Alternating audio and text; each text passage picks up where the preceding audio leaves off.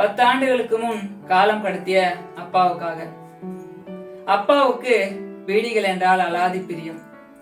தேடுகிறேன் தேடுகிறேன் உன்னை பீடியுடன் தேடுகிறேன், தேடுகிறேன் தேடுகிறேன் உன்னை பீடியுடன் தேடுகிறேன். அப்பா, உன்னோடு காலம் கடத்த ஆசை, ஆனால் உன்னைத்தான் காலம் கடத்தியது. அப்பா, உன்னோடு காலம் கடத்த ஆசை, ஆனால் உன்னைத்தான் காலம் கடத்தியது. நீங்காத நினைவு நீ, நிறைவில்லாத அன்பு நீ, என்னிடம் சேராத செல்வம் நீ, ஆனால் எங்கும் நிறைந்திருக்கும் காற்று நீ. என்னிடம் சேராத செல்வம் நீ, ஆனாலும் இங்கெங்கும் நிறைந்திருக்கும் காற்று நீ. அப்பா, அப்பா என்ற சொல்லிற்கு தியாகம் என்ற ஒரு பொருளும் உண்டு. நகரப்புறங்கள்ல எப்படின்னு தெரியல, ஆனா கிராமப்புறங்கள்ல ஆடிக்கு ஒரு முறை அமாவாசைக்கு ஒரு முறை தான் கரிசோறு போடுவாங்க. அப்படி போடுற கரிசோர்லயும் அப்பாவுடைய தியாகம் அதுதான் பெரும் பங்கு வகிக்கும். எப்படின்னு கேக்குறீங்களா? நமக்கு வேணுன்ற கறித்துண்டெல்லாம் அவர் தட்டுல இருந்து எடுத்துக்கிட்டு வீட்டுல யார் யாருக்கெல்லாம் என்னென்னலாம் வேணாமோ அந்த கறித்துண்டுகள் எல்லாம் அவர் தட்டுக்கு போகும். அதை பற்றிய ஒரு கவிதை. தட்டோடு கரிசோறு, ஆனால் பக்கத்தில் நீ இல்லை.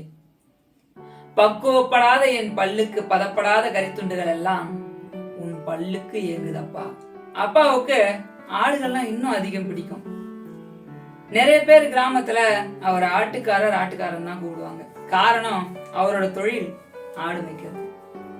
தினம் காலையில 12 மணிக்கு ஆடு ஓட்டினார்னா அது பின்னாடி ஓடின்னு அது ஓடும் தொலை ஓடி கடைசியா அது நிக்கிற இடத்துல கூட நின்று அதை மேய்ச்சி திரும்ப 5 மணிக்கு ஓட்டிட்டு வருவார்.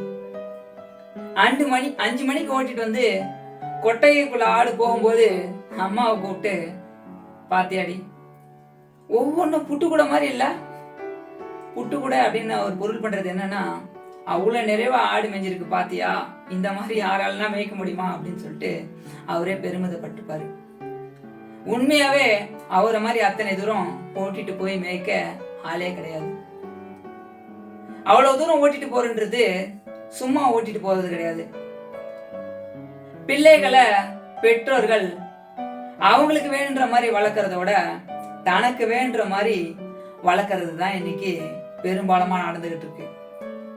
ஆனா அப்பா செய்யறது என்னன்னா, ஆடுகளை தனக்கு வேணுன்ற இடத்துல நிறுத்தி மேய்க்காம அவங்களுக்கு எவ்வளவு தூரம் போகணும், எங்க போய் நின்று மேயணுமோ அவ்வளவு தூரம் அதுக்கு பின்னாடியே ஓடுவாரு. ஆடுகளும் தனக்கு ருசியான உணவு, மிக ருசியான உணவு எங்க கிடைக்குதோ அங்கதான் நிற்கும். அதுவரை ஓடிட்டே இருக்கும். அவ்வளவு தொலைவை ஓடிட்டு போய் மேய்ப்பாரு. அம்மாவும் இப்பெல்லாம் தினம் 10 மணிக்கெல்லாம் ஆடு ஓட்டிடுறாங்க.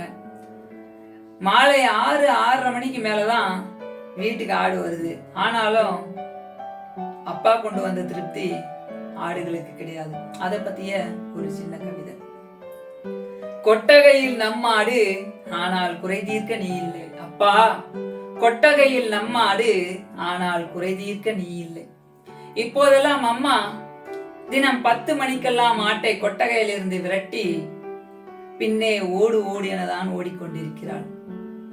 ஆனால் பாவம் பத்தவில்லை தூரம். மருத்துவம் பிரசவம், மருத்துவம் மற்றும் பிரசவம், ஆடுகளுக்கான மருத்துவம் மற்றும் பிரசவம் பாகத்துல அப்பா கை தேர்ந்தவர். காரணம், இத்தனை ஆண்டுகளா அவர் ஆடுகளோட தான் காலம் கழிச்சிட்டு வர்றாரு. வீட்டுல எப்போதும் 5000 முதல் 10,000 வரைக்கும் ஆடுகளுக்கு மருந்து மட்டும் இருக்கும். அது மட்டும் இல்லாம ஆடுகள் குட்டி என்று போற நாள் சரியா அப்பாவோட கணக்குல இருக்கும். அது பகலா இருந்தா எந்த பிரச்சனையும் இல்லை.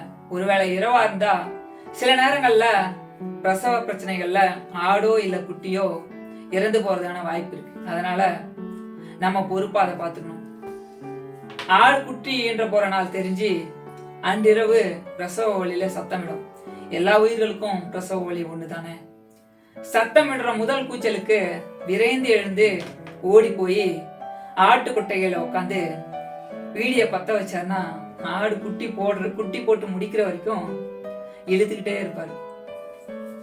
அந்த ஆடு குட்டியை ஈன்று அந்த குட்டி கொஞ்ச நேரத்திலே நின்று அதுவே பால் குடிக்கும். அப்படி இல்லைன்னா முயற்சிக்கும் போது அதுக்கு உதவிட்டு பால் குடிச்சுதான் பார்த்துட்டு அதுக்கப்புறமா தான் வீட்டுக்குள்ள வந்து மீண்டும் கண்ணு வருவார். ஆனா அவர் இல்லாத இந்த நேரத்துல நிறைய நேரம் ஆடுகளோ குட்டிகளோ இறக்குது. அதை பற்றிய ஒரு கவிதை. கொட்டகையில் புதுக்குட்டி நேற்றிரவு, ஆனால் பிரசவ குறைதீர்க்க நீ இல்லை. கொட்டகையில் புதுக்குட்டி நேற்றிரவு, ஆனால் பிரசவ குறைதீர்க்க நீ இல்லை. நேற்றிரவு குட்டி என்ற பெரிய ஆடு, நீன் பீடி புகையும் பிரசவ பெருவித்தையுமின்றி பாவம் அது சாகுதப்பா. கொட்டகையில் நேற்றிரவு குட்டி என்ற பெரிய ஆடு, நின் பீடி புகையும் பிரசவ பெருவித்தையுமின்றி பாவம் அது சாகுதப்பா. இரவெல்லாம் தூங்குவாரா இல்லையான்னு தெரியவே இல்லை. பத்த வச்சபடியே வீடு முழுதும் புகையாவும், காலைல எழுந்து பார்த்தா வெறும் பீடி துண்டும் ஒத்தி குச்சி மரம் இருக்கும். அதை பற்றி ஒரு கவிதை. காணலையே வீடு துண்ட காணலையே, விடிந்தெழுந்து வீடெங்கும் தேடுகிறேன், ஆங்காங்கே பாய்க்குப்பை, ஆனால் இரவெல்லாம் நீ புகைத்து தீர்ந்த பீடி துண்டும் அதை பத்த வச்ச வத்தி குச்சும் காணலையே. இரவெல்லாம் நீ புகைத்து தீர்ந்த பீடி துண்டும் அதை பத்த வச்ச வத்தி குச்சும் காணலையே. இன்னைக்கு என்னென்னவோ தின்பண்டம் வந்துருச்சு, ஆனா நாங்கெல்லாம் தின்பண்டம்னு தேடி கடைக்கு போன நாளே கிடையாது. அப்பாவுக்கு இல்ல அப்பாவுக்கு மட்டும் இல்ல, எனக்கும் தான். ரேஷன் அரிசியை ஊற வச்சு அதுல சர்க்கரையை சேர்த்தா அது ஒரு தேன் அமிர்தம். ஊற வச்ச அரிசிய அவரோட 2 பாக்கெட்லயே நிரப்பிட்டு ஆடு ஓட்டிட்டு போயிடுவாரு. இன்னைக்கு முழுவதும் அந்த அரிசியை அசை போட்டே நாள் கடந்து போகும். அதை பற்றிய ஒரு சின்ன கவிதை. சாலெல்லாம் ரேஷன் அரிசி, பக்கத்திலே சர்க்கரையும், ஆனால் சேர்த்துண்ண நீ இல்லை. ஊற வச்ச ரேஷன் அரிசியும் உடன் சேர்த்து வச்ச சர்க்கரையும் உனக்காக காத்திருக்கு, ஒரு வாயும் நீ கேட்கலையா.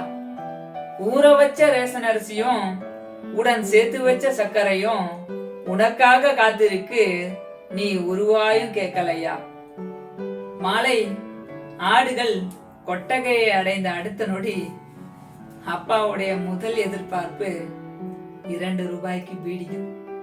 வரவு செலவெல்லாம் அம்மா கையில தான் இருந்துச்சு. அதனால அம்மா கிட்ட தினம் பீடிக்கு 2 ரூபாய்க்கு சண்டை போடுவார் அப்பா, வாங்கி கொடுக்க சொல்லி.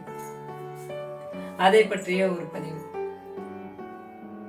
ஆடு மேய்ச்சி விட்டதுமே அப்பா உனக்கு 2 ரூபாய் பீடி வேணும், லோடா என்று பீடி இங்கே, ஆனா அதை கேட்டு புகைக்கத்தானே நீயும் எங்கே. அப்பா லோடா என்று பீடி இங்கே, அதை கேட்டு புகைக்கத்தானே நீயும் எங்கே. தேடுகிறேன் உன்னை பீடியுடன் தேடுகிறேன். அப்பா தேடுகிறேன் உன்னை பீடியுடன் தேடுகிறேன். மீண்டும் அடுத்த பதிவின் சிந்தனையில் உணர்வால் நினைவோம். இங்கனம் நாவல நிலைமை பித்தன் எனும் நான்.